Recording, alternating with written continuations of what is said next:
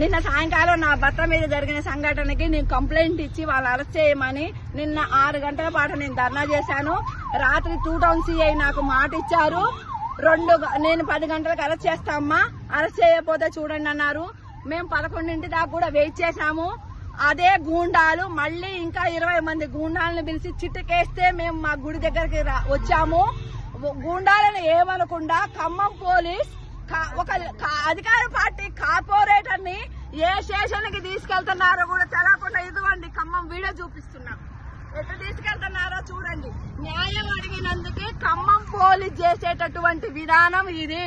Khammam police గూండాలకి చుట్టం, గూండాలకి బంధువులు. Khammam police న్యాయంగా శాంతియుతంగా కూర్చున్న గుడి దగ్గర మా మనుషుల్ని ఓట్ ఫర్ చోరీ కార్యక్రమం చేద్దామన్న మమ్మల్ని, మా జనాన్ని కొట్టి మమ్మల్ని ఈ విధంగా జీబులో తీసుకెళ్ళి పంపిస్తున్నాడు 2 టౌన్ సిఐ.